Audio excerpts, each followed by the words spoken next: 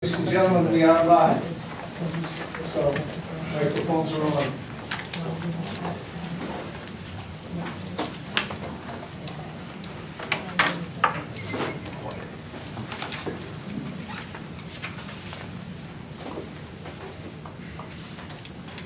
Good evening. Call to order meeting number 1747 of the Planning and Zoning Commission at 6:30 p.m. We have a quorum. All board members are present. I kindly ask if you have a cell phone, either shut it off or place it on vibrate.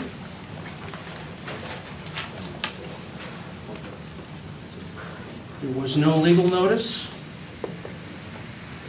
Are there any added agenda items? No. Yeah. Yes. Terry. Oh, yes, right. Terry, so we actually need to switch it because at the end we have a TOD warehouse smart growth update, Okay. and I would prefer if Terry went probably before the, Take her out of order. yeah.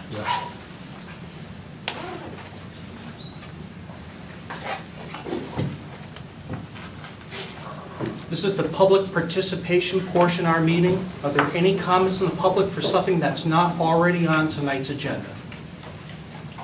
Copies of the agenda are up front here.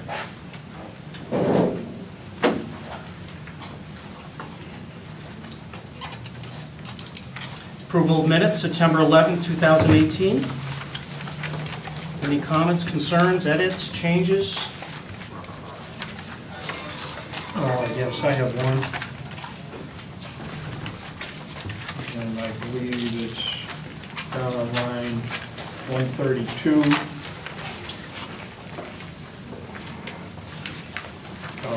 Distance from road to pit, the distance was reduced from 1 mile to 1.5 miles. Should be half mile.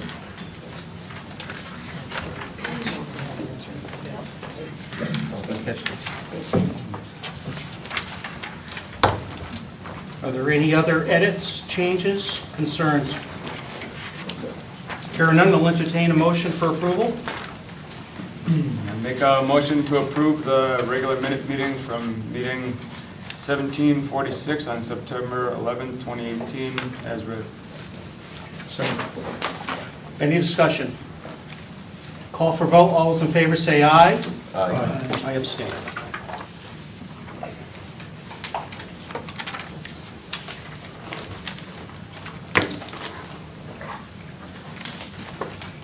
Can I have a motion to go out of order to talk about item number 1 on our business meeting, the TOD Smart Growth for Warehouse Point Out? I make a motion that we do go out of order to do the Warehouse Point growth study. There's a motion to go out of order, or is there a second?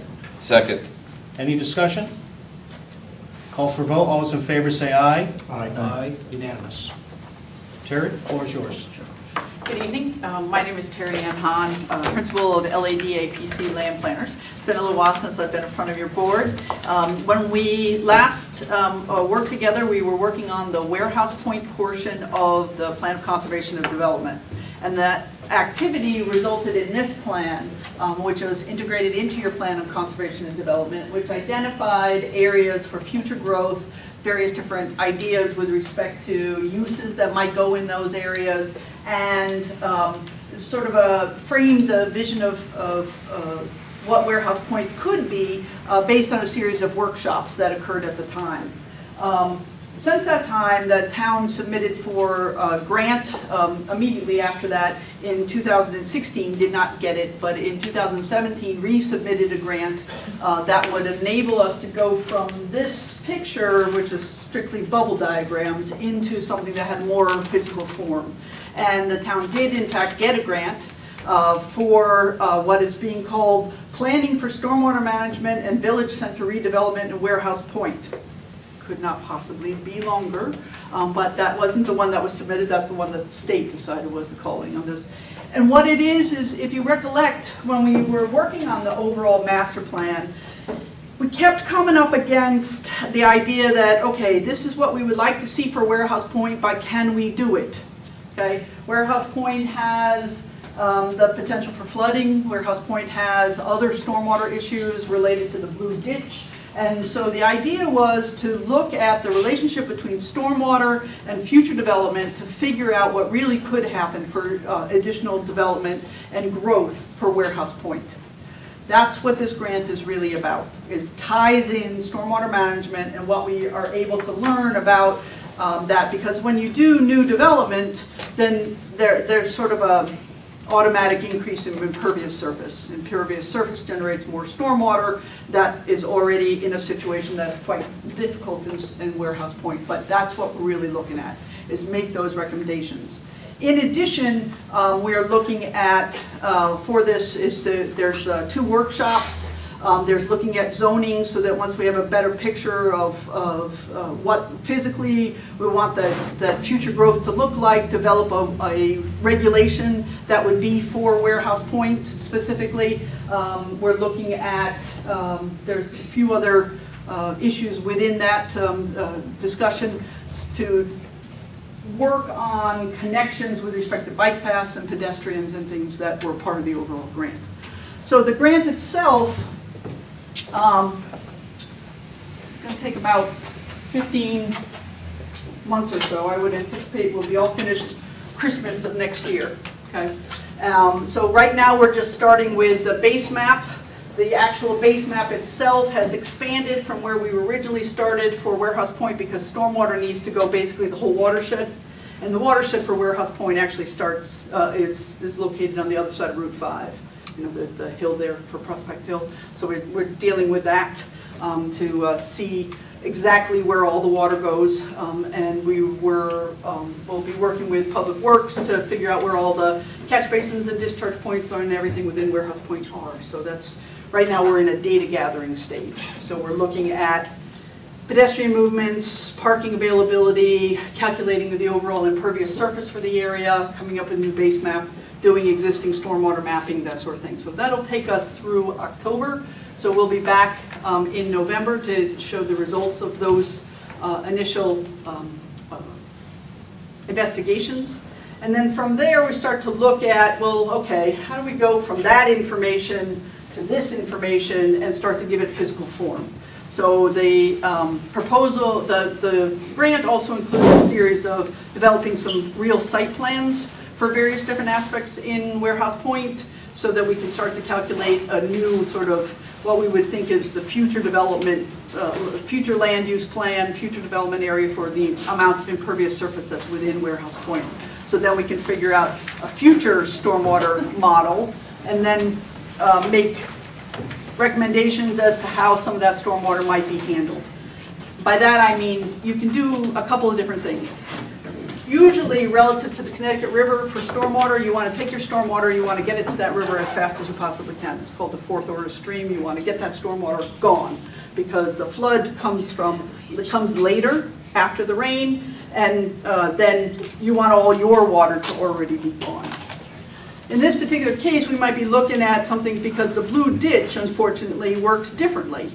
The Blue Ditch has surface water contribution, but it also is a backwater condition from Connecticut River. So we're just trying to figure out what the best way of doing that is. Should stormwater be treated on individual sites? Well, in Warehouse Point, a lot of the sites are a half acre in size. That gets to be very difficult and onerous. So should we be looking at something that's more group-oriented or Warehouse Point-oriented vision? I don't know the answers at this time, but those are the sorts of things that we might be looking at. We'll then continue on through over December and January, looking at the sort of initial ideas of future density and use plans. Public participation in February of 2019, and then work on updating all of that information based on that input to develop overall stormwater calculations and a preliminary recommendations and draft regulations and things like that for public participation in October of 2019, with final recommendations in December of 2019. Big picture.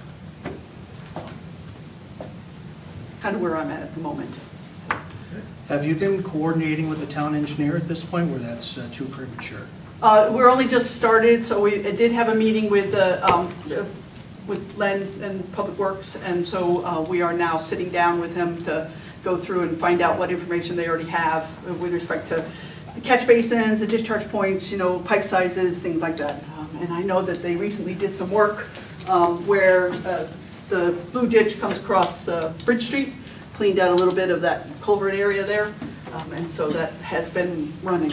The water has been, in fact, running. So we've had a lot of water this summer, so we had an opportunity to go and be there while it was raining a number of different times so far this year, which is quite unusual.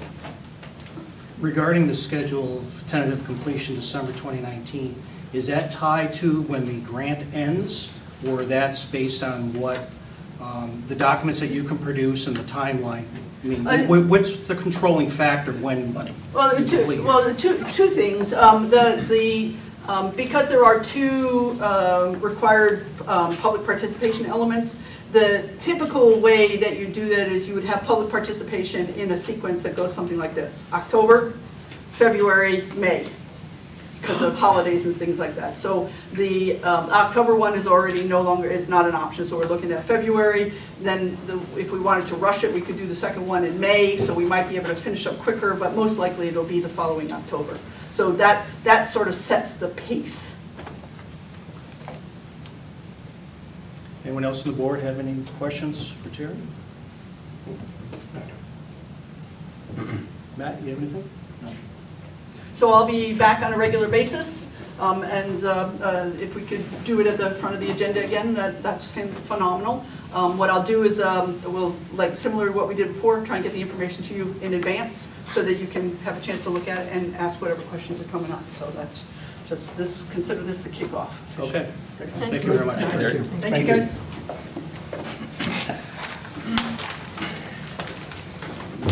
Going back to the regular schedule agenda, for those following along, we're in item number 6, receipt of applications. There was one. Application ACI Auto Group for a site plan approval for construction of a 10,500 square foot building for used car sales and auto repair at 206 South Main Street, owned by KBT Realty, LLC.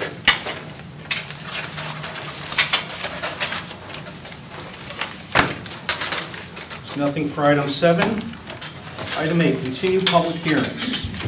WSG LLC, special use permit / excavation to allow commercial sand and gravel excavation operation to be done in 4 phases at 140 Wapping Road. Deadline to close the hearing, October 16, 2018. And for the record, I was not present at the last meeting, but I have read all the materials that has been delivered at this point, read the minutes, and I'm very comfortable sitting in and making an informed decision. All right. For the record, my name is Merrick Kemet, professional engineer and land surveyor with Anchor Engineering. Also here today is the applicant, Adam Westhaver of WSG LLC. The proposal or the application before you is a special use permit to allow a gravel and sand excavation and filling operation located at 140 Wapping Road. What I want to do is go over a few housekeeping items, comments and concerns that were brought up at the last meeting, and I suppose we'll take it from there. One item was Len Norton's memo. We received his memo the day after we had the hearing. He did give us his blessing on that one. He did have a comment about the wash rack. The wash rack, I believe, is adequately addressed in the general conditions of Matt's memo dated September 20th, line item number 36.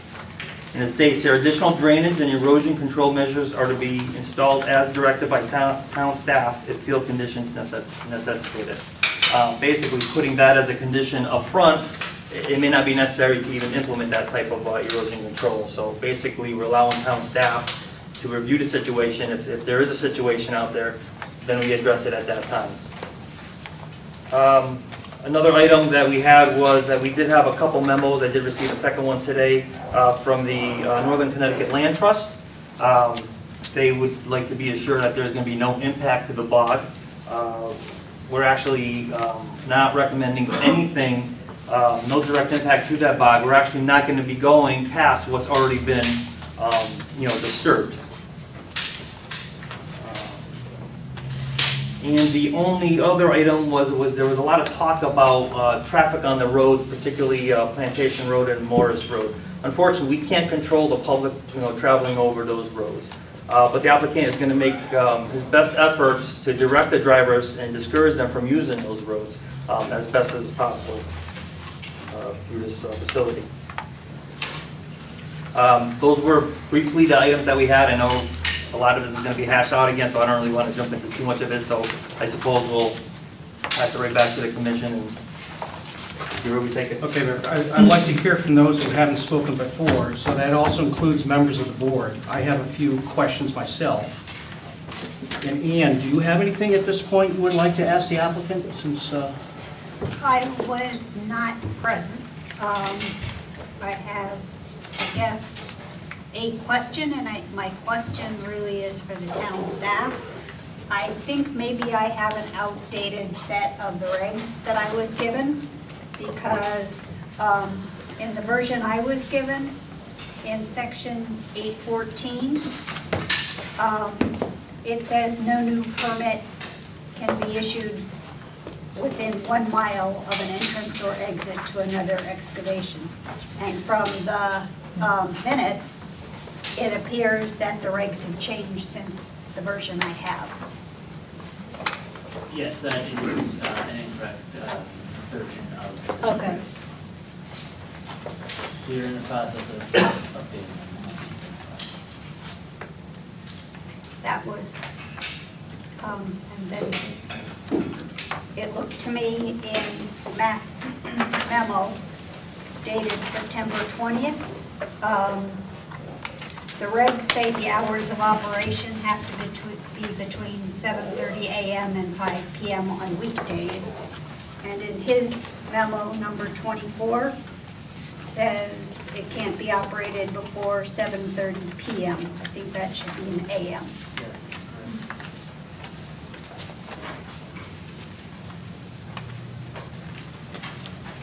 correct. Anything else at this time? No, it seems to me, in my read of the regulations, that the binding decision for us is section 8.814.4. It requires us to grant a permit if it complies with section 814. Mr. Chairman, I don't see any plans in front of the board. I do have some mini sets if you prefer to have them in front of you. We were all mailed some. Are those anything different than what we No, had? it's the same one. Okay. I just I didn't know if you had Any it. board member like another set? Yeah, okay. We'll share one. We'll share one. No sharing. I have. Okay, so I have 4 questions. I'll just limit it at 4 for now. I'll start with throw you some softballs, and we'll gradually get a little more difficult. So the application for the special use permit says a commercial sand and gravel excavation operation. It doesn't say anything about filling. So we've heard testimony that there will be some fill brought to the site. So should the application be amended to also include filling? The original, this dates back to with Lori as the town planner. There was no spot on the application for actually filling, so the only check mark was allowed was excavation. Okay. So in hindsight, it should be amended to reflect that. I believe the permit in the wetlands says filling as well. Yeah, but Not- we're in front of planning. If we get to the point of a motion of approval, we should definitely make that clear, what it is we're acting on. Yes.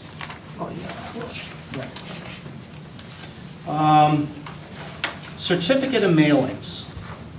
The plans show that the state of Connecticut owns a right-of-way and actually bisects the site, but I don't see where they were actually mailed or notified that there was a public hearing. They are definitely an interested party, and in past applications, the DOT Office of Rails has attended before the commission and provided testimony regarding crossing or any activity in and around the rail right-of-way. I was wondering if you had any information regarding that. Yeah, it'll take me a while to look for that if you wanna. Okay, I'll move Yeah, on. let me. All right, I'm going to go to how many trips are requested.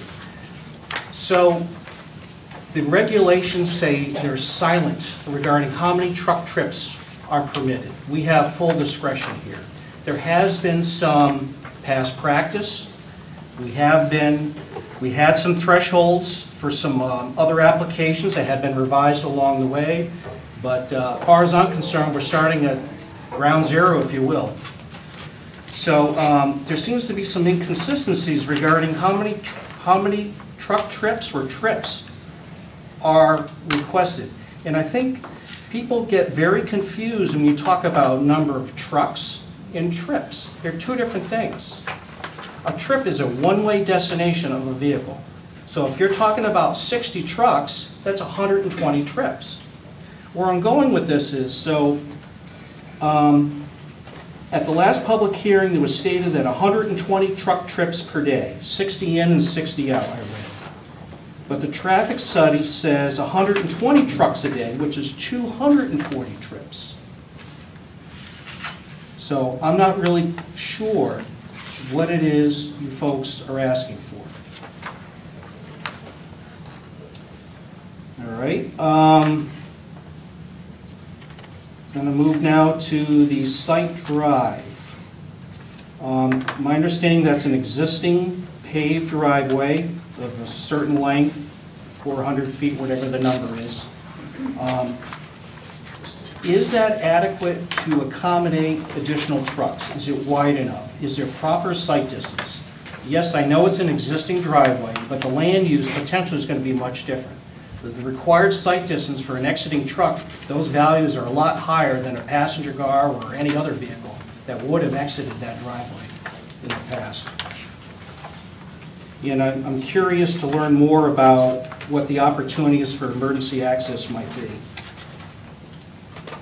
And my last question talks about the width of Wapping Road. I'm kind of, I scaled Wapping Road along the site frontage, and the width varies.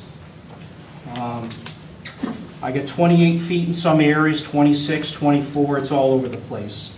I physically did not measure it.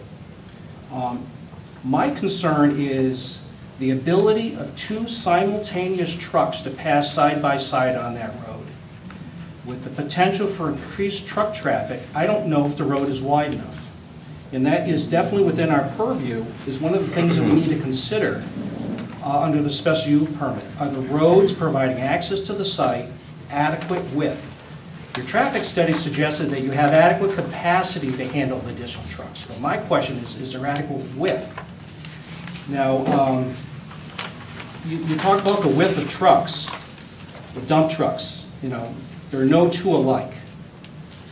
What I was able to find, maybe an average width of a truck cab is 8.5 feet. But if you consider the mirrors, it could be in excess of 13 feet, clearance of the mirrors side by side.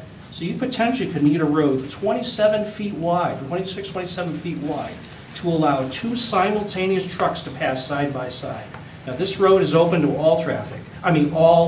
It's a public road open to all traffic, so it may not be just the site vehicles using it. Could be trucks from another activity, from some other town. Could be a moving truck. The roads need to be wide enough to accommodate bidirectional traffic. Jim, can I add to that? Sure. Having ridden a bike out there, there's no shoulder for a bike. No, true. So if you had two trucks and a bike, You're in the woods.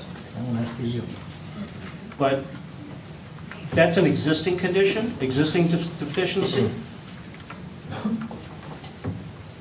And I guess someone could argue that the existing width of the road is an existing deficiency too, but if we're talking about increasing the number of truck trips, particularly along the site frontage from near the site driveway, where the road is you got an S-curve right in that area, I question, is the road wide enough to safely accommodate two trucks? So do you guys want to add this to your list to address later? And I could be willing to open up to public comment, come back where you want to speak now, or how do you want to handle it? Well, why don't we just go ahead and handle the issues now up front? What the questions, concerns you have now, and then we can go into the public session? Okay, I do have more, but I want to give the audience an opportunity. I got more too. Okay, Well, then maybe we should wait till the end, because there's going to be more from the board. okay. All right, so this is a public hearing. If you would like to speak, kindly state your name for the record, as well as your address. If you speak more than once, you have to keep on repeating your name and address. We're recording this, creating minutes, and it's being recorded. Is there anyone in the audience that did not get an opportunity to speak at the last public hearing that would like to speak now? Everyone's going to get a chance. Yes, sir. Paul Anderson, 89 Main Street, Broadbrook. Couple of questions. I wasn't here the last time. I read the minutes. I got a couple of notes. There was a question about what type of material is coming in to replace the sand and gravel, and a statement was made, bring in a blue and a red soil. I'm afraid that as a member of the public, that means absolutely nothing to me. So you're seeking clarity on the type of... So I'd like to understand what those terms mean. So if we could do that, now you want me to stop or you want me to continue? You have the floor now, unless... Thank you. For a Okay. reasonable period of time. Yep, okay. And also, Mr. Westhaven noted that DEEP is overseeing this. And my question would be, if DEEP is involved, does that mean there's a permit involved? I don't think DEP just does things for fun. They do it when there's a specific request and it's appropriate within their regulations for them to be involved. The other question I would have is this material contaminated in any way? The term hazardous has a different connotation now. And if it is, we'd like to know what it is. I don't think the town of East Windsor needs anything else to add to our contamination. We have quite a bit now. So that's where I'm at. Thank you. Anyone else that did not? Yes, sir, in the back. Steve Dearborn, 144 East Road, Deputy First Store. It's the job of selectmen to make sure the people in this town are protected and safe, including their water. It's your job to do the same thing, okay? In answer to Mr. Anderson's question about the material, and I think you all got the packet. I gave Bob. Make sure everybody had it. Material coming in. First off, the application doesn't say filling, it says excavation. Doesn't say anything about filling. Out of 55 borings, 16 samples showed arsenic. 28 samples showed lead, nickel, and zinc, high metals. It's near the aquifer protection area, and there are other people in the area with wells. Okay. I've always said at the meeting, selectmen's meetings, this town is always getting dumped on. People come here, they think we're a bunch of morons here, and we'll go along with whatever's thrown in our face. This shouldn't happen, this thing. And personally, I don't know why you lowered the distance between gravel pits from a mile to a half a mile to allow this to happen. I know at the wetlands meeting prior, they weren't truthful to the Wetlands Commission about the material coming in. The testing was done before the Wetlands Commission meeting. They didn't tell them about all this. Okay? They formed a fictitious name for this project. Okay? Red Technologies is a big waste, hazardous waste cleanup company. I got a whole packet here on what they are, what they do. They do a lot of cleanup. They need a place to dump this stuff. They picked East Windsor. No. Use your heads tonight. Do what you gotta do. This shouldn't happen. If I can have a minute, I'd like to read something here. Okay? Something put together. I'll go through it as quick as I can. I'm not the best reader in the world. I did go through 12 grades of high school. And I did go to East Windsor. And I'm proud of it. Okay. Just bear with me on this. Why should East Windsor residents permit a company to create a toxic dump that would pollute our groundwater? Issues with WSG LLC excavation permit application. Now, why would you form a fictitious company for this operation unless you thought down the road there could be a problem and you wanted to protect your real company? All right? I have a lot of names for all my companies. We all know why everybody does it. It's a smoke screen, it's this, it's that. So if something goes wrong over there, it doesn't nail you in the ass over there, okay? And then the wisdom of our former town planner thought it was a great idea because after this is all filled in, they're going to give us this property for a park. Well, isn't that generous that we have a park? This will be no better than what's happening in the center of Broadbrook, where they want to pile up all that crap and cover it up.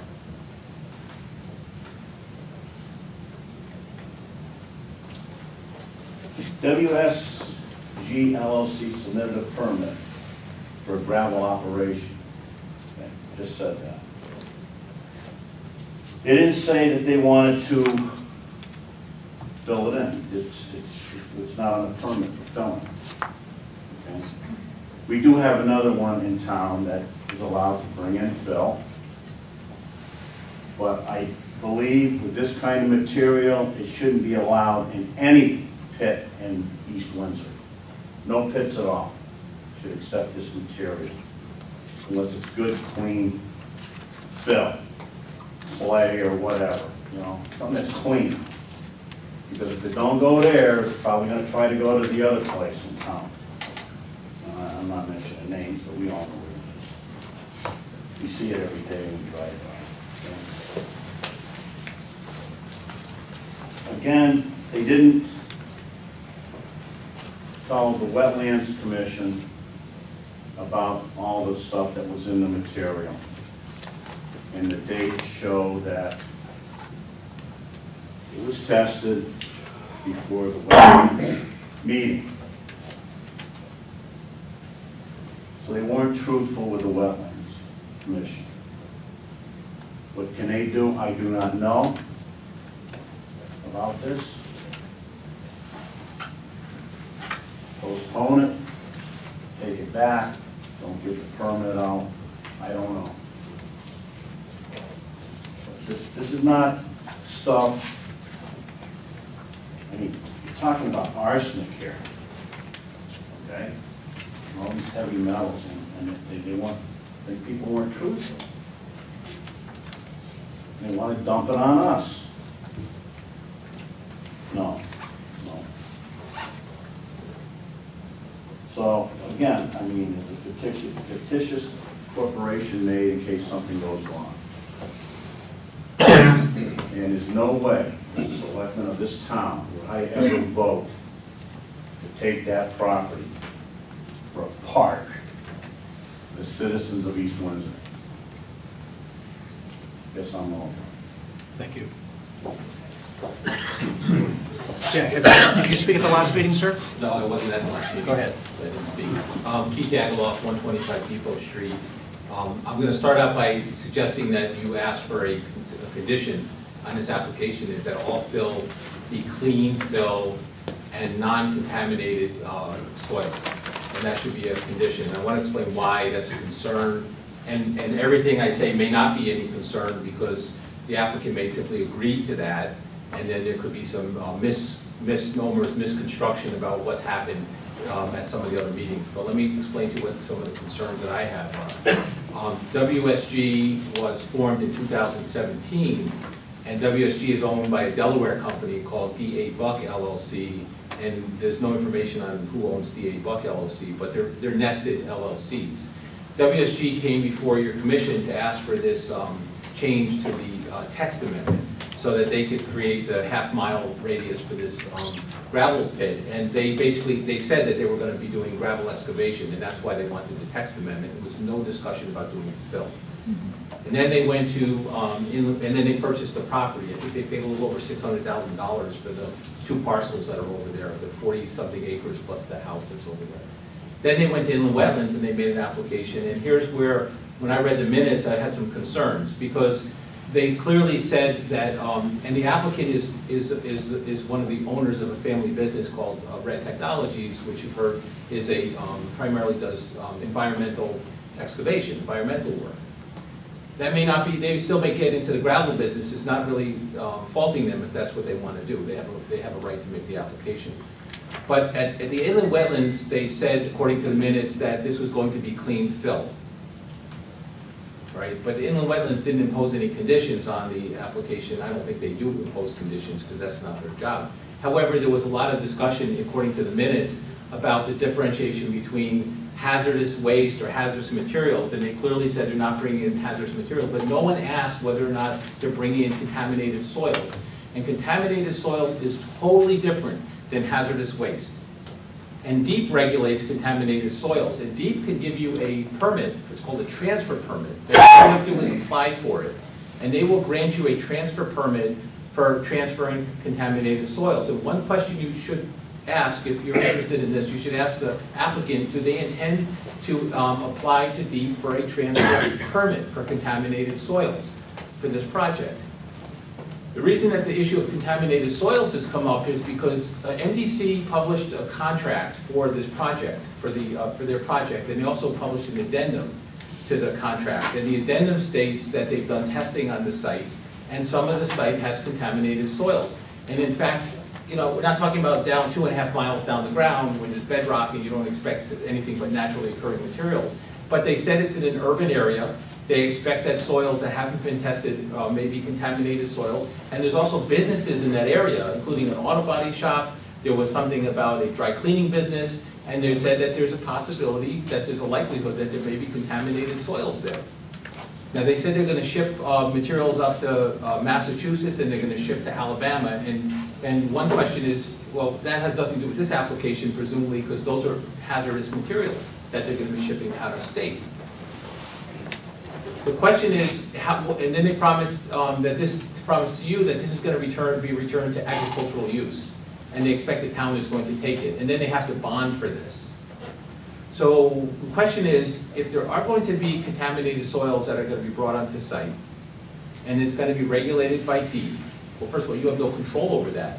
Once you issue a permit for fill, you have no control over anything beyond that, because DEEP can issue a transfer permit. So that's a problem. Where's the money coming from that's going to bond for this project in case they bring in soils that have to be removed?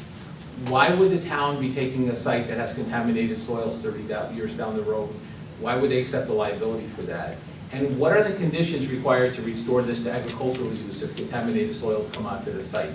Have they provided any information about the future reuse of this site, which is one of your requirements, or one of your conditions that you consider for allowing for this permit? This is a very unusual permit, because normally with excavation you fill on site with materials. You move materials around so that you can create the conditions to do the gravel excavation, and you put on topsoil. It's very unusual. There's 1 million tons of material coming out of the MDC project according to their contract. 1 million tons. That's somewhere in the range of probably 500,000 to 1 million yards of material. Is that contaminated soils or not? So basically, if they agree to clean soils only, non-contaminated, non-hazardous waste, then the issue is moot. But if they're not willing to commit to that, then they should explain. In 2007, you folks reviewed an application near this, adjacent for this, for a gravel permit. And one of the considerations you had and one of the conditions you offered was that there be no hazardous materials brought on site, that there be no waste brought on site. You have the ability to regulate, to impose a condition that states what may or may not be brought onto this property. So those are my suggested questions that you asked the applicant. Thank you. Someone else who did not speak the last public hearing. Sir in the back. Charlie Zielinski, 57 Rockville Road. I'm very familiar with the area, living there all my life. Your thoughts about the width of the road and so forth. They've been hauling fill out of that area for 30, 40 years.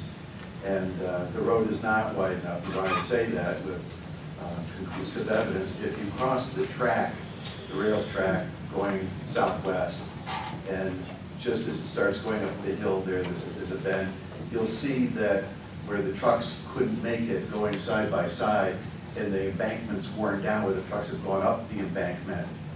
There's also been a lot of mirrors in the road and other parts to trucks that have smashed off from other trucks there over a long period of time. Another important part to this is that it was written here that the road is only used 15% of the time. And I don't know exactly what that definition is, how they came about with those numbers. But the majority of the traffic is truck traffic. Now, the Merritt Turnpike has been in existence for an awful long time, and it's in great condition. And the reason why it is because there's prohibiting trucks. You get onto 95 and it's under constant repair because of the trucks. Trucks create the weight, creates the damage. And if you go on that road is in terrible, terrible condition. And it should have been repaved. That's not been done. I don't know how it could withstand any more traffic than it has now from any trucks, never mind this project. It's just terrible. It's all broken up. There's holes everywhere. So to put that kind of a load on there, it'll destroy what's left of the road and will not be able to accommodate the citizens of the town that need to travel that direction. So I think that's another big issue, that the whole infrastructure of that.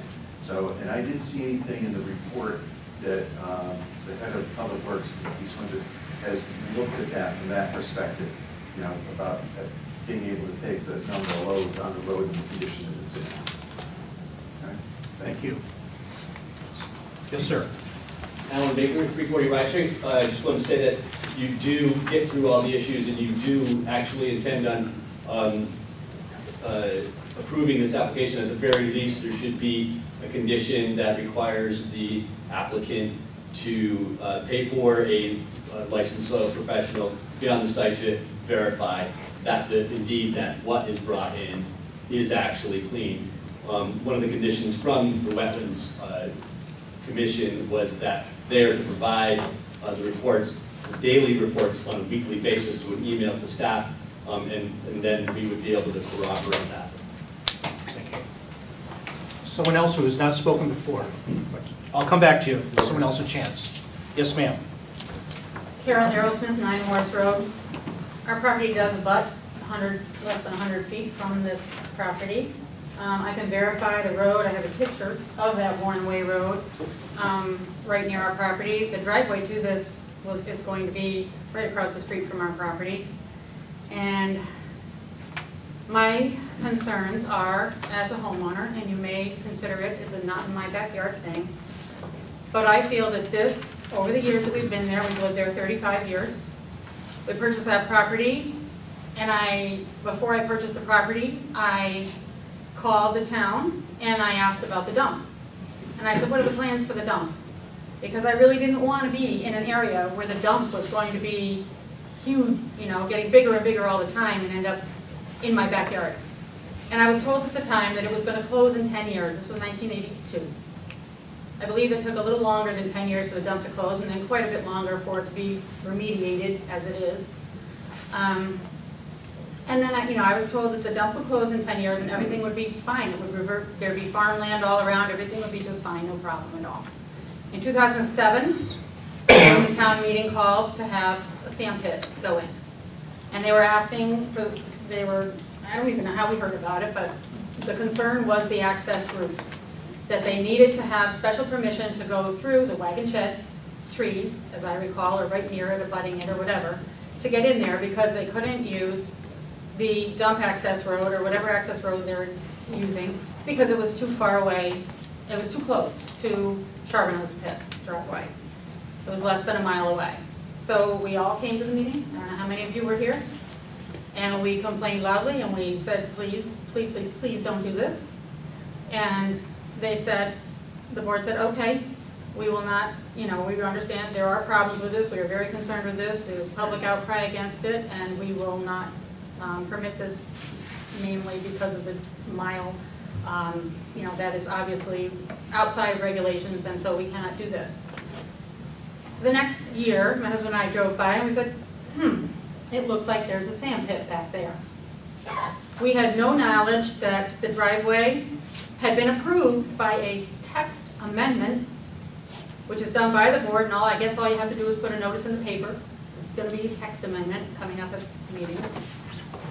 And all they had to do was change the text, as if it was a typo, from 1 mile to 1/2 mile. That's it. And suddenly everything changed. And so then we have a sand pit back there. That sand pit has been there since 2008.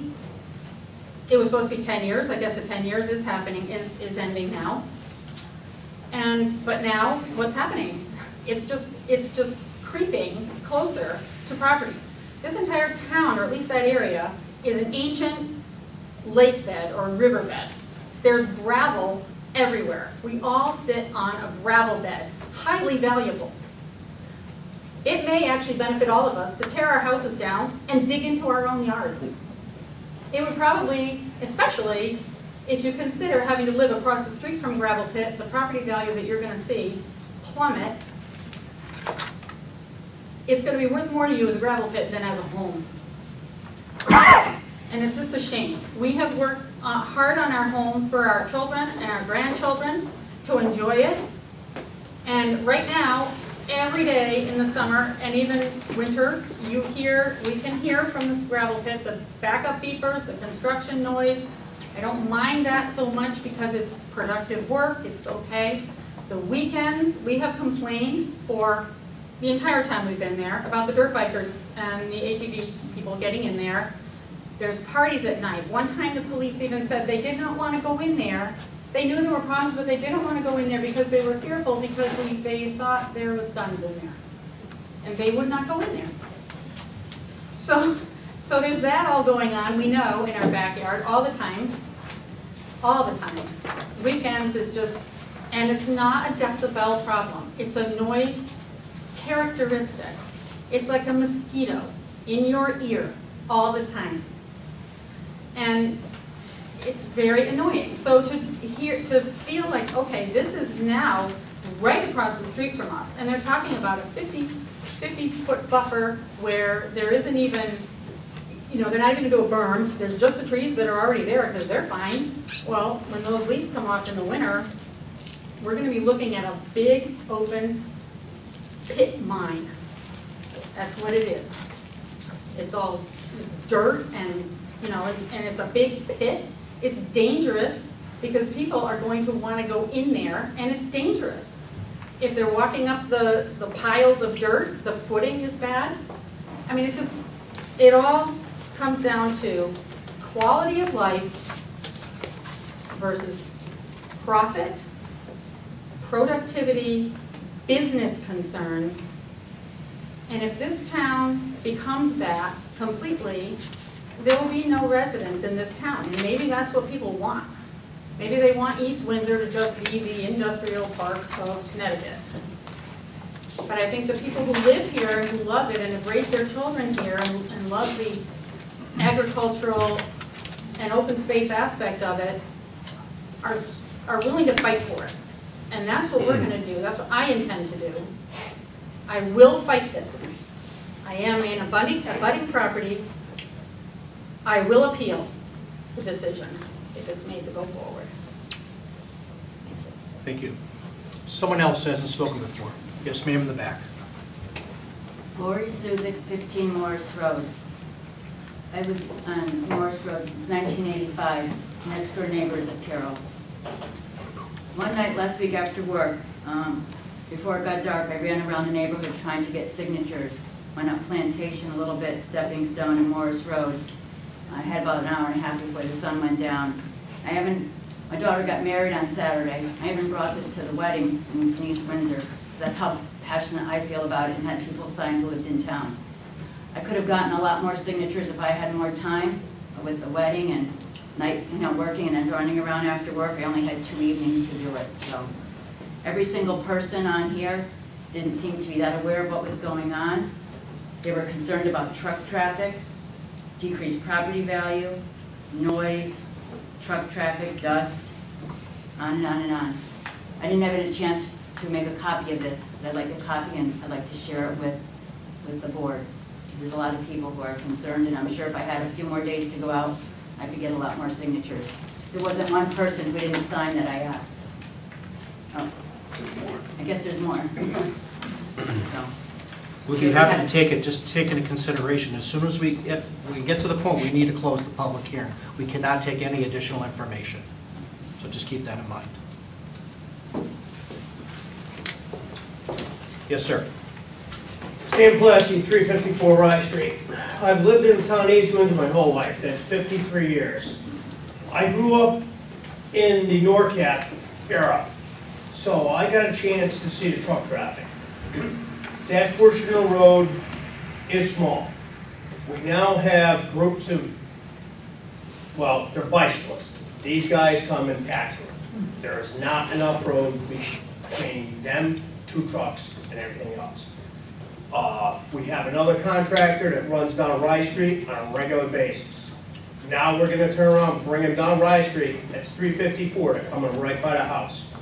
All right, as they come through, when we redid Rye Street, we have a series of dips. So every time one of them trucks hits those dips, it bounces my house. They willing to pay for foundation? Cracks? I don't know. It was not a fun time to grow up when they had NORCAP. It was truck after truck after truck. And I realize people have to make a living, but not so much. When it comes in, when I read the minutes of the last meeting, and there was also some questions, and Mr. Dearborn brought them up, we got hazardous materials. The DEP does not test well water in East Windsor anymore. They used to test well water. I was one of those people that got tested. I'm on that aquifer. I'm sorry, but not in my backyard. All right, I'm very familiar with the area, very familiar with that bog. I've came to Lori on past presences where somebody has goofed around with that bog and they should not have. That and the one at Apothecary's Hall are very precious items. And I know you're gonna get it coming down Morris Road because they're coming up through there and dropping down Morris Road. Morris Road is a tiny road. If they ain't clinking mirrors in Morris Road, I'm not sure what else is gonna happen. But this, if the DEP is showing up or is involved in it, it doesn't pass the smell test. And I'm not talking the arsenic, the lead, or anything else that's in that soil that's coming. Please, do not allow this to go forward. I've already been through this before when they wanted a hazardous waste dump up off of near Barber Hill on Griffin Road. That was also a fun time. We went through the shooting range. No, we're not the dumping ground for the rest of Connecticut. Thank you. Someone else hasn't spoken before. Yes, sir. Lynn Wooding, 21 Plantation Road. Those pits that have been there for many years have attracted a whole lot of people out of Hartford and everywhere else bringing their four-wheelers all weekend. We've had one death up there with four-wheelers. Is anybody guaranteeing they're going to secure this site? That's a question for them, I'm not sure at this point. I mean, on the good weekends, I see 6, 8, 10, 12 trailers with four-wheelers and trucks of all kind coming up through there. And they're all going to the pits to party. I have four-wheelers running up in front of the road without trailers. I don't think we need another pit to attract all that kind of traffic.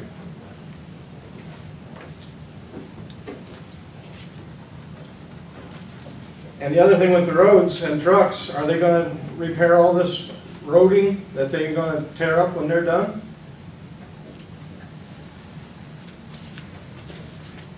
We can ask the question. Thank you. Thank you. Anyone else hasn't spoken before? Yes, ma'am.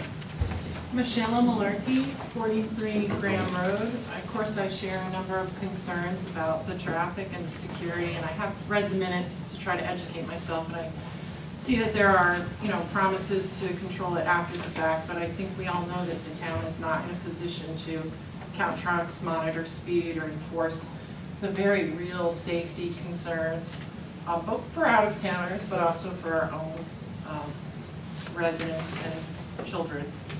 I see in the minutes that there was a question from a resident asking, Mrs. House questioned if they would be using Graham Road as well as Rocking Road. She cited the noise from the current truck traffic and the impact of that noise on the homes. Certainly, we've lived there when the dump was there, and we remember very much the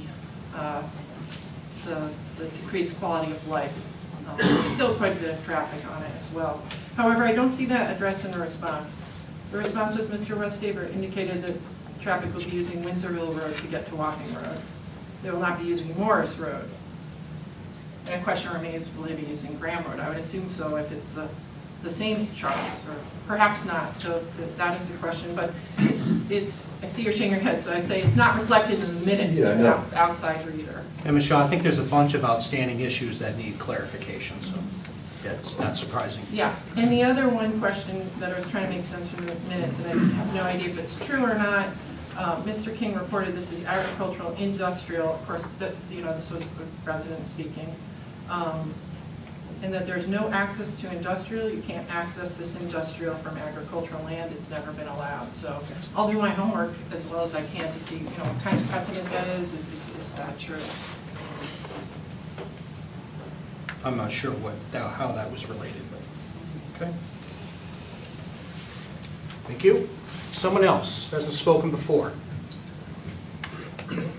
Yes, sir, in the back. Albert Grant, 128 Melrose Road, speaking on behalf of the Northern Connecticut Land Trust that owns the bog, and more than runoff from the pit, I'm afraid of road improvements which are going to have to be made are going to dump more water into the bog than already goes there. It's already the lowest point in the area, and there are two culverts there that go into the bog which are not working very well now, and if they are made to work well, they'll shunt water into the bog from the golf course and from the Mona farm field.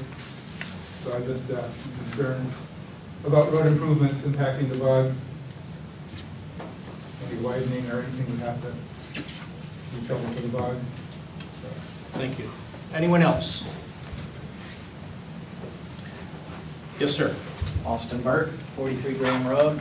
I'm wondering in calculus, if this is to bolster the tax rolls, whether the road improvements are really going to offset any financial gain to the town. How much did it cost to pave Graham Road this summer? This is probably going to have to happen in all these access routes with these multi-ton trucks rolling down on a daily basis. What, starting at 7:30? Can't wait for that.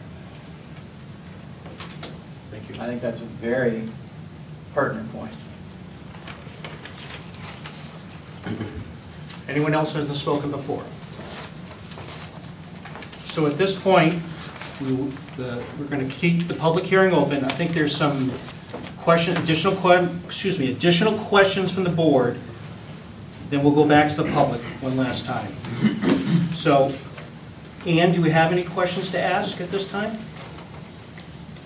I guess I would like more information on the fill being brought in. That was not clear to me until I heard the conversation here, Okay. that it was potentially contaminated fill. Because when I think of an excavation, I guess I think of moving the dirt within the property or close by. And if it's contaminated soil coming in, I would think we would need to know more about it and have all kinds of testing provisions on every load, so we don't end up with a problem, especially with a bog and future land use and private wells in the area. Okay, thank you. Marty, do you have any additional questions, comments? I think between the board and the public already, our comments are pretty much, you got a handful of things to address. A lot of things to answer. So I'm Frank? good. Okay. Yeah, I have some concerns about the contamination. I'm sure that you can find a outfit. For years, just as a little history, for years I worked summers for a company in East Long Meadow called Contest, which did air and earth development. And I unfortunately was with the asbestos department, even though my lungs are still pretty good. But what happens typically when you're testing soil, you take a soil test, it takes a week or longer to get the results back. So if you're going to test, how are you going to test and keep the traffic flowing? If the requirements are that he's willing to have a certified contamination person do this work, how is that going to affect the schedule of the trucks coming in?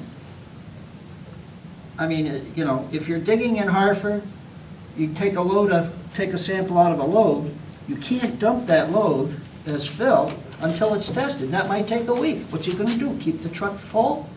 There's a real problem in logistics with testing. Yes, you can test afterwards, but maybe they've already brought in 500 yards of contaminated soil. So there's a real problem in the testing. And I can speak from experience on that. Thank you. Mike? First thing is, when you were addressing Lenny's memo, I don't think we addressed question number 3 on here, where he's talking about expanding the stormwater sedimentation basin. So I don't know if you want to later comment on Well, there should be a memo after that. Well, this was his reply memo with the 3 things that, which you in your opening statement, you addressed 2 of the 3 comments. Right, but there should be a further memo stating that we address all those concerns. Next page. I believe it's September 12th was the date. That middle page. That page there is the response to Lenny's initial questions. Okay. And then secondly, from what I'm hearing here, to me, it almost seems like these should be 2 separate issues. An excavation permit and a filling permit, not kind of combining the 2 of them into one. Because the filling part of it seems to have a lot more questions, a lot more details, a lot more problems and a lot more scrutiny that needs to be. I mean, if we're talking a straight excavation, it's not as big a problem as a filling operation. Whereas a different set of issues. Different set of issues, there we go. So with the fact that, you know, we're talking about making a pen change and adding the word "and filling" to the application, I don't think that's the right way to handle it. I think there should be a separate application for a fill permit. Thank you. I hear a lot about quality of life. In our regulations, Article 101, which is purpose, promoting public health, safety, and general welfare, is one of them. About 6 down is conserving the value of building and property, which is another one. These are our own regulations right here.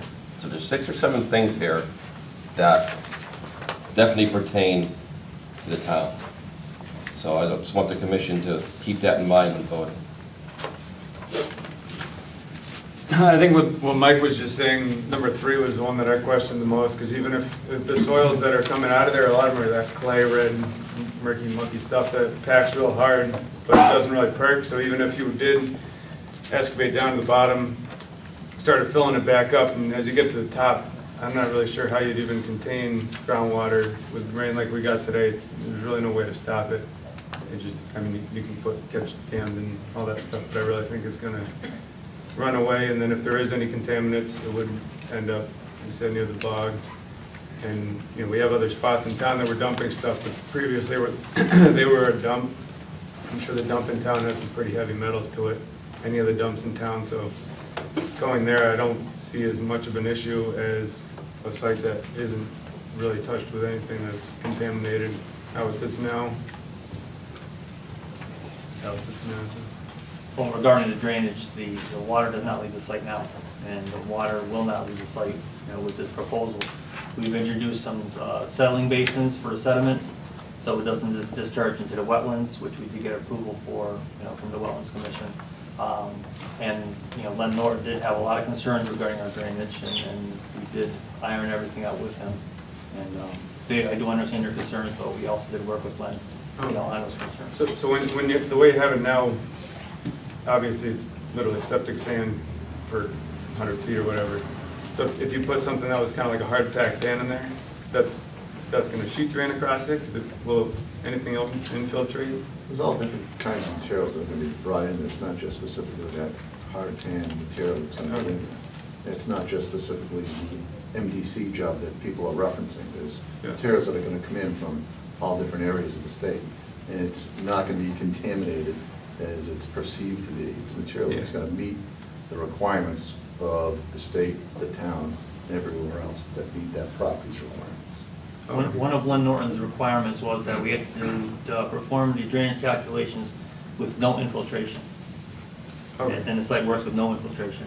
And we all know it's going to infiltrate. There's going to be water, you know, going into the ground. Something will go down, but not like an infiltration. But that was part of the drainage calculation, was zero infiltration. So we had to run those numbers and widen things out and make it work out there. Okay.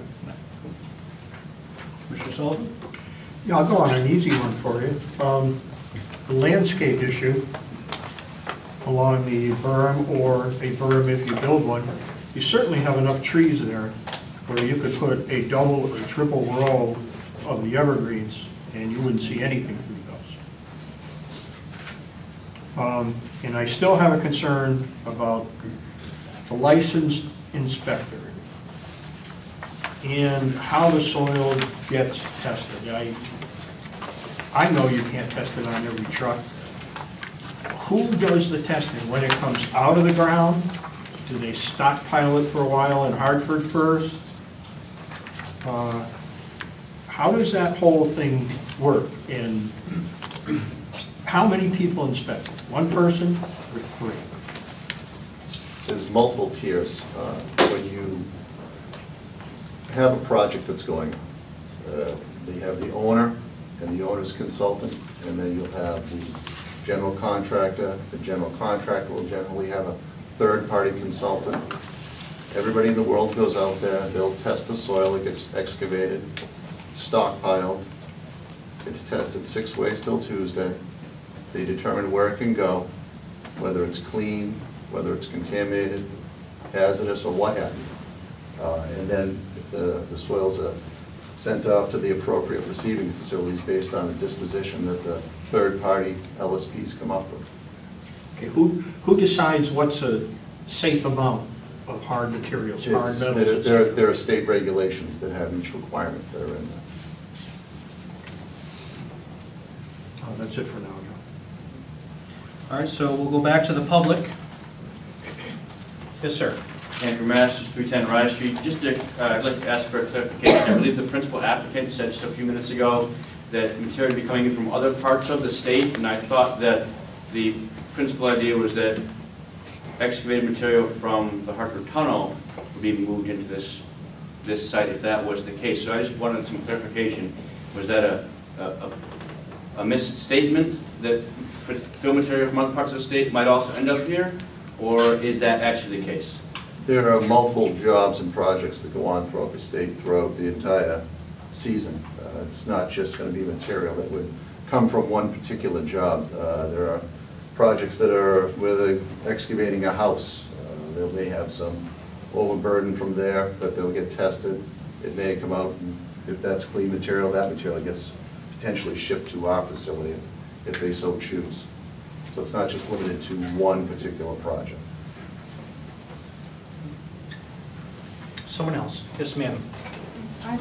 I'm very glad to Can hear you a lot please of state your talk- name and address for the Oh, I'm record, sorry. please? Margaret Richardson, 57 Graham Road. Thank you.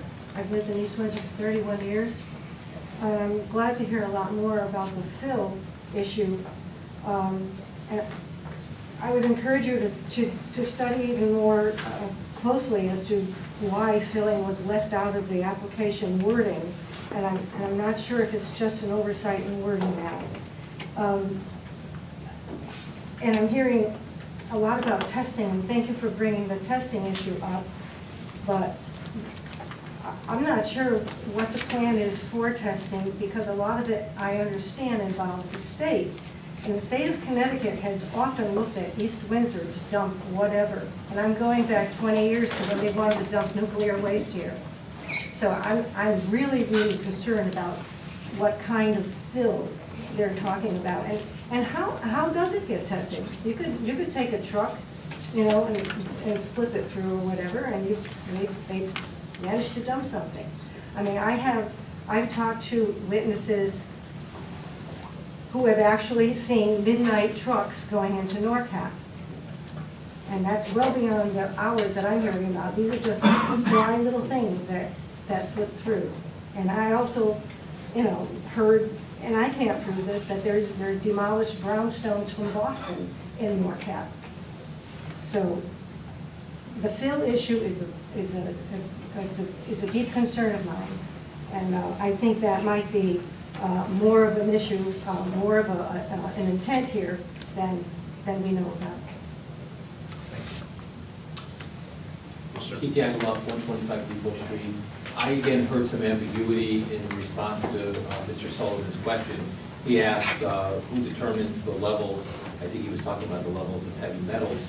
And then the response was, well, it's going to, you know, deep or it'll go out to the appropriate sites once those levels are determined.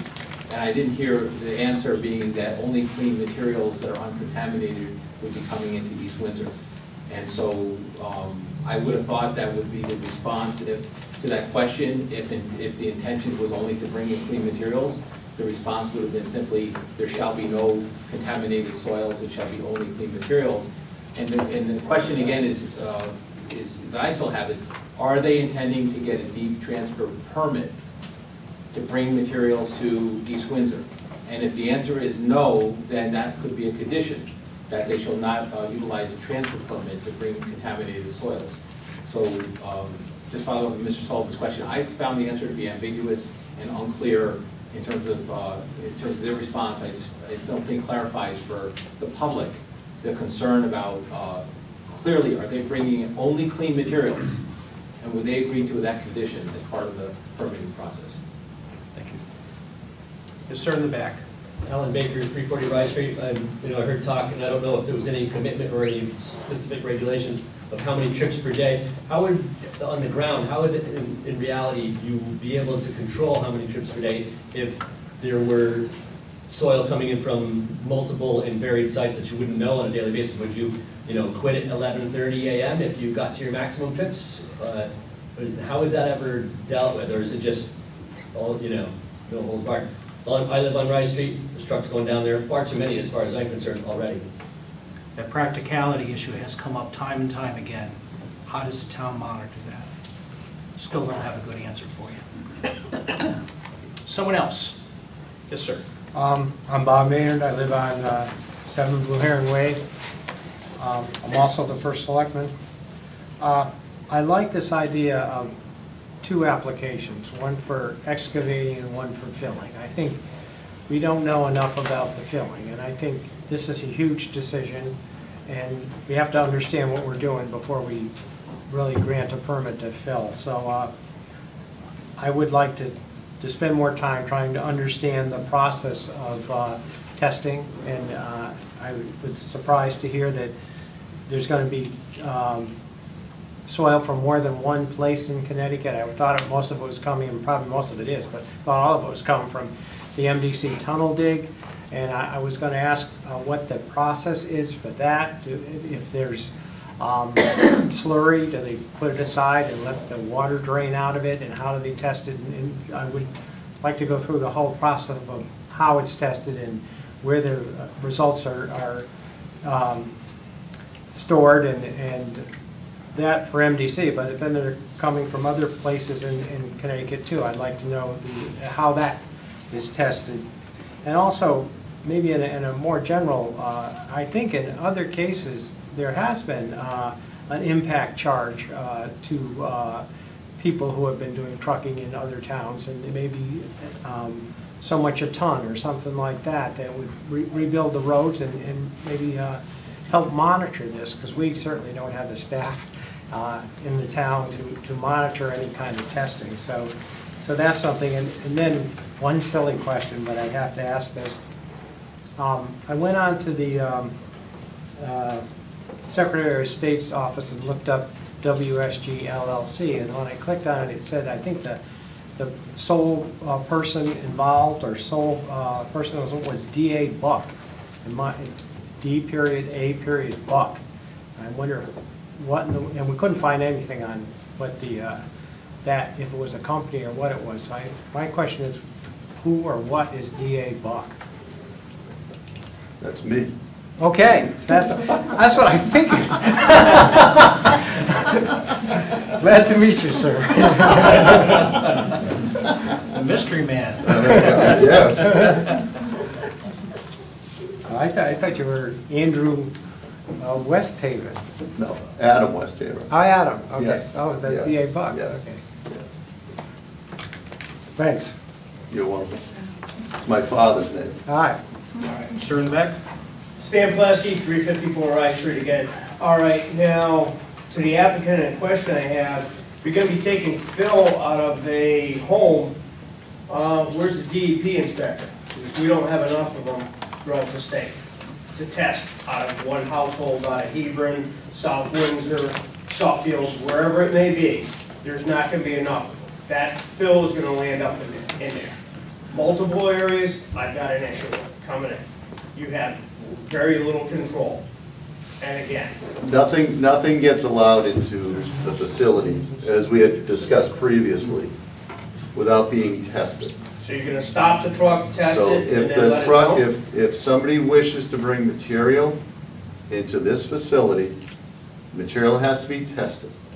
It has to meet the parameters and the requirements that the state has. It has to meet those requirements. If it doesn't meet those requirements, the material doesn't come in.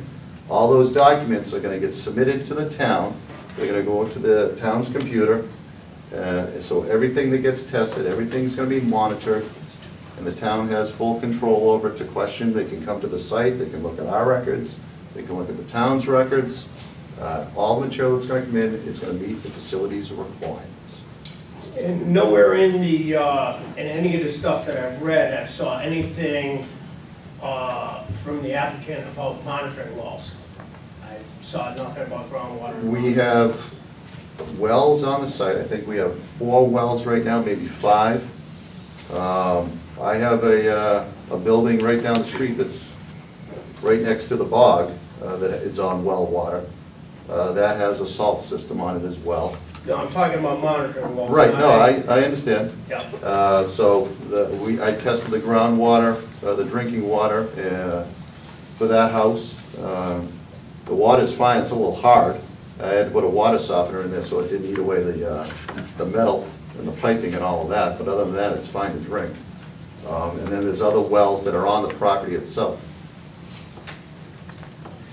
Now, that particular area and everywhere that's in around there, we've had EDB throughout our life.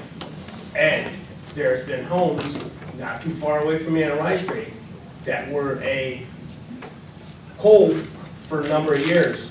Then DEP came in and they turned hot. There's no test, there's no samples being taken in that area for our water. Again, I'm going back to quality of life. In 10 years, I don't plan on being in Connecticut.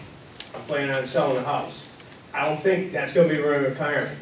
I don't see anybody gonna step up the extra money, because now I've got a pit or a quote-unquote contaminated waste site beside me for my retirement. No.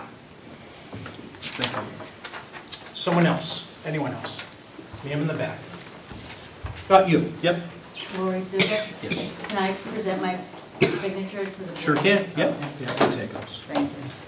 And they're quality of life issues. Okay. Yep. Thank you. The board will look at it. Thank you. Could I bring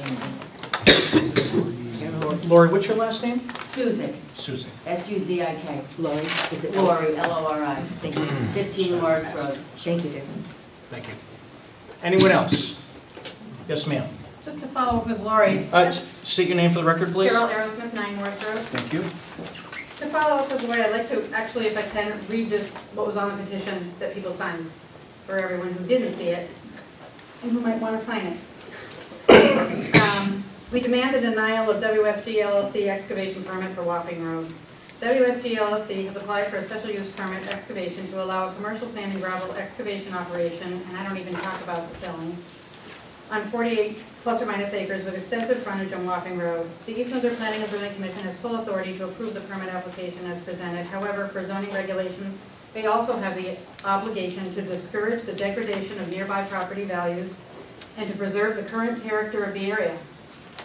As stated in the Town of East Windsor zoning regulations adopted for, among others, the purpose of conserving the value of buildings and property and encouraging the most appropriate use of land throughout the Town of East Windsor with reasonable consideration for the land's suitability for a particular use and for the existing or planned character of the area. That is a quote from the regulations.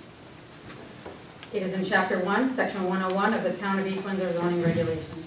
The problem is that over the past 35 years, the Town of East Windsor has, against the wishes of affected residents, allowed more and more expansion of excavation operations in this area, so that now the town planners may consider the sand and gravel excavation operations to be perhaps more representative of the character of this area than the farmland and quiet residential neighborhood.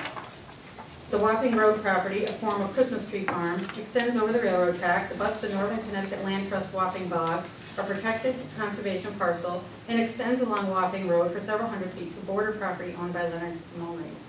If allowed, the planned excavation operation on this property will effectively more than double the adjacent sand pit size and bring it to within 100 feet of residential property at the corner of Wapping and Morris Road.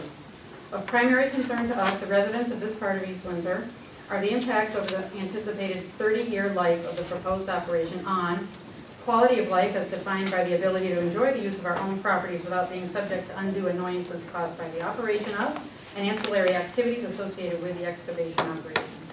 Noise characteristics and volume levels of the operation itself during operating hours. Truck traffic and associated noise, safety concerns, pollution, dirt, dust, and wear and tear on our roadways, potential alterations to roadways and adjacent abutting property. Noise characteristics, sound volume levels, and safety concerns associated with after-hours activity historically occurring in and around sand pits in the area. Off-road vehicles, ATVs, dirt bikes, trucks, partying, underage drinking, drug use and distribution, arson, and property damage from unregistered off-road vehicles driven through residents' yards on the way to and from the sand pits. This has all happened. Aquifer, well water, and groundwater quality with disturbance of subsoils below former agricultural landfill properties. Wetlands and protected plant species within abutting conservation land, the Wapping Bog, and perhaps in the Christmas tree farm itself. No one has looked for endangered species there.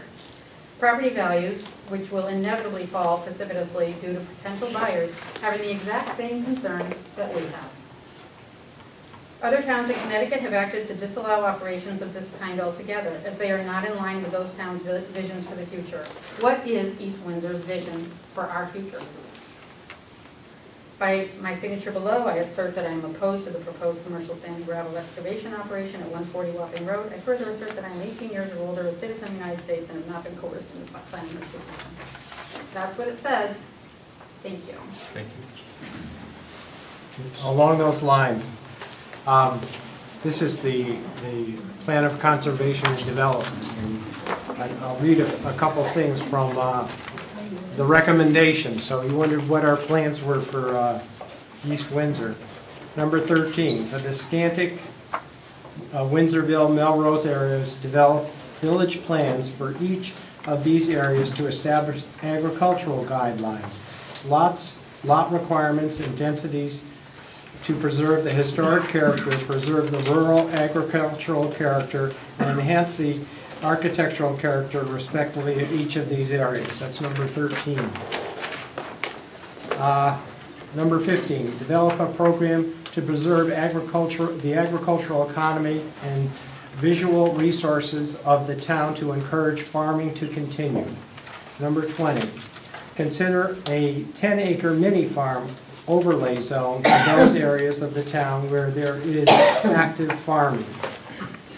Number 23, where possible, seek open space funds and other available funding to preserve active farmland, to provide tax relief and funding for barn preservation and overall preservation of prime habitat for agricultural soils. Many landowners find these programs benefit their ability to continue farming. And I'm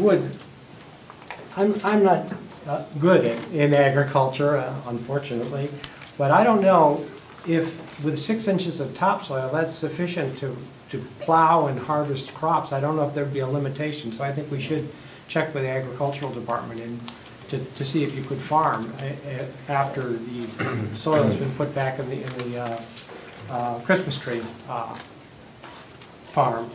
And also,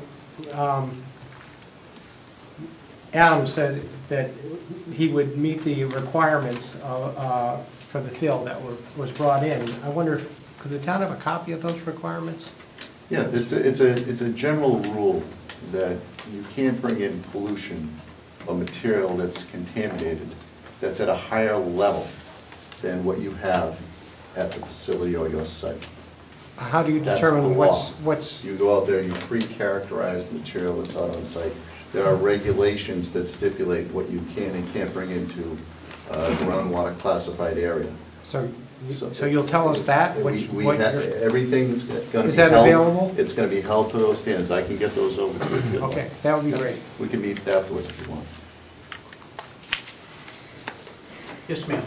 Hi, Kristen Brownlee, 4 Plantation Road.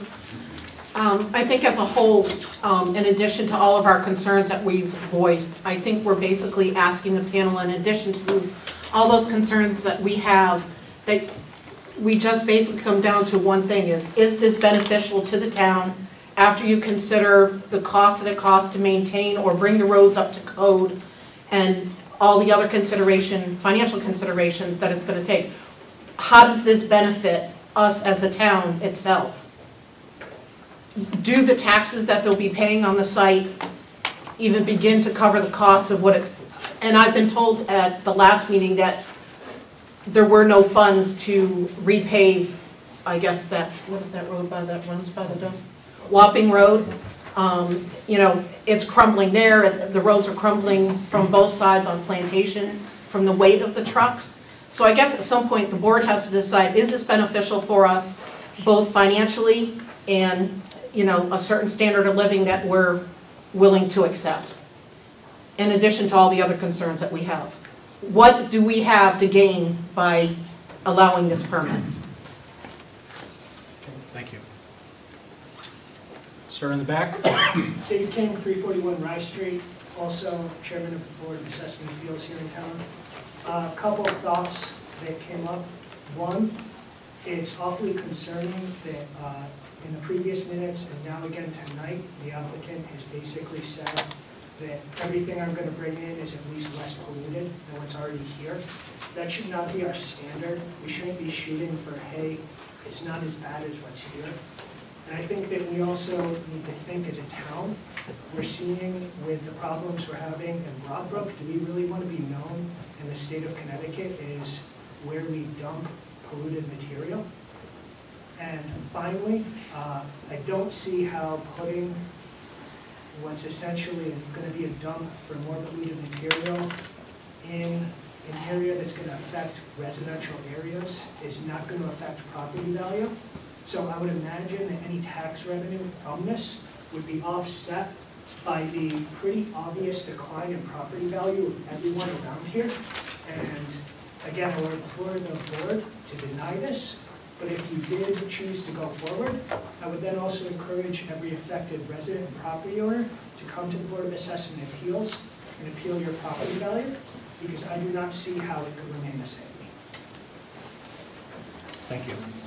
Someone else? Anyone else? The sir in the back. Trevor Szymanski, I'm on the Board of Selectmen.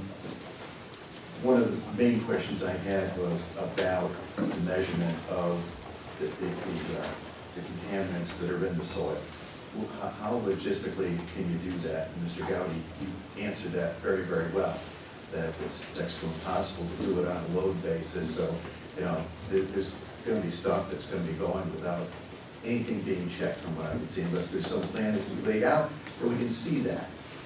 But more importantly, that I feel that if correct, that I'm gravely concerned about is that what came out tonight is that there were soil testings done, borings done.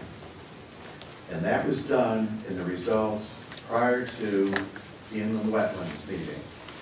And it was not disclosed. That's gravely concerning to me. What else aren't we being told? That's very, very serious. I don't personally see any upside to the town from a financial basis or any other by allowing this excavation and, more importantly, putting contaminated fill into the site. There's no upside of any side.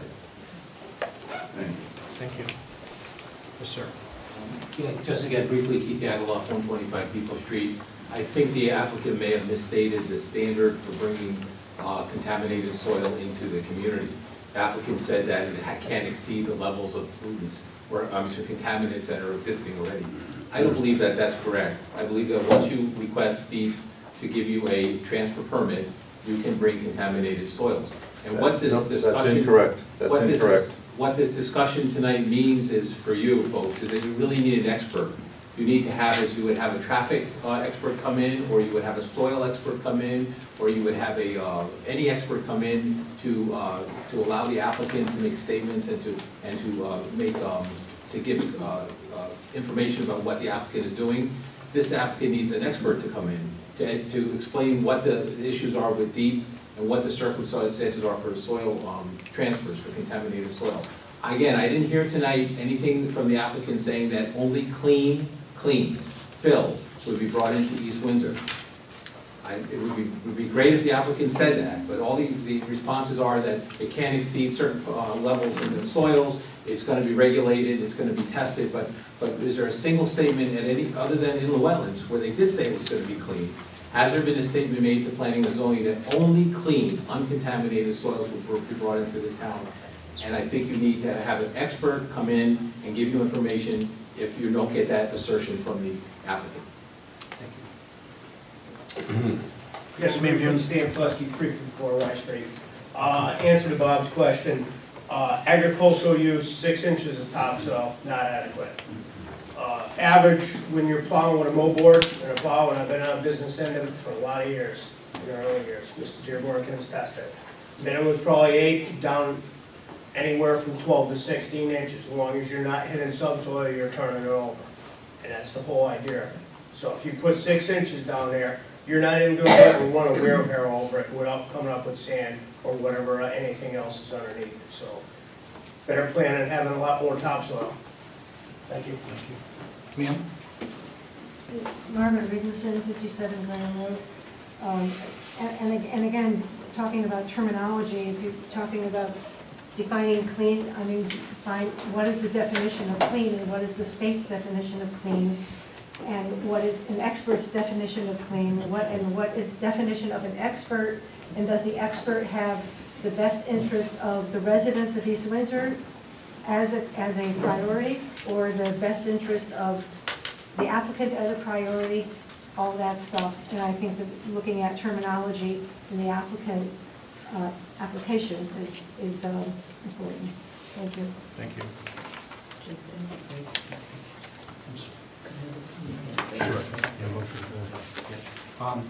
Can I have a motion for a 5-minute break? Make a motion for a 5-minute break.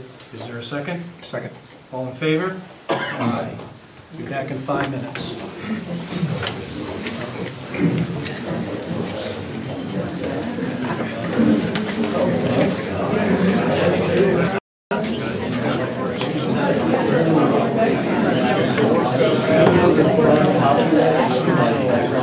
You got that truck deal with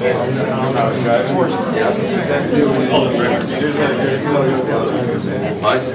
Oh, mine, yeah. 2011. 38,000 miles. Oh, really? That's my new license. That's just my all the drive.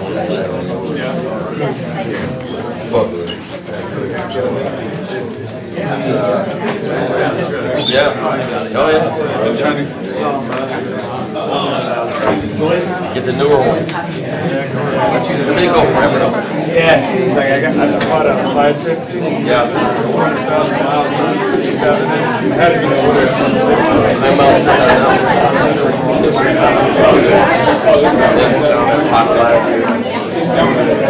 Oh, yeah, mine's got